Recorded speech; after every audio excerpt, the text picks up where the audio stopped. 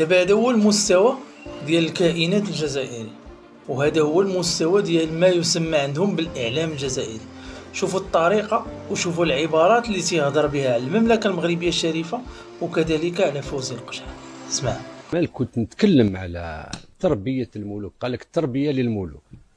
كيف يا أخي لا أتكلم عنهم وإن المغاربة ابن صهيون ورئيس فيدرالية في العالم أقولها اليوم هو هذا فوزي القجع.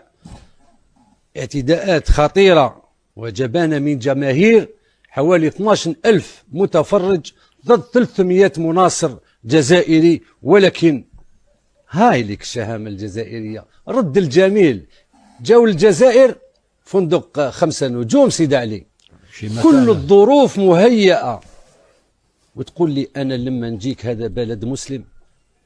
والله يا سيدي علي لما نشوف هكذا خايف ما ننجمش نجمل كل الشعب المغربي، وإنما الأغلبية في صف الصهاينة.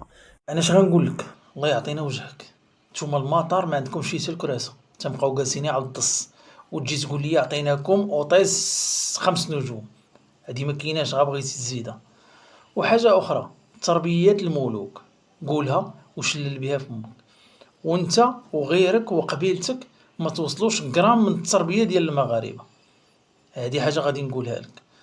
وحاجة أخرى غنقولها لكم، شوف الطريقة وشوف الأسلوب وشوف العبارات اللي كيستخدم باش يهضر علينا، باش تنعت انت واحد مسلم بصهيوني. راه بزاف اخويا، والله الا بزاف. راه لا اله الا الله محمد رسول الله. وما يجي حتى شي واحد يقول لي ما تجاوبوش بحال هاد الاصناف، راه ماشي خاصهم غير الجواب، راكم عارفين. سد اخويا.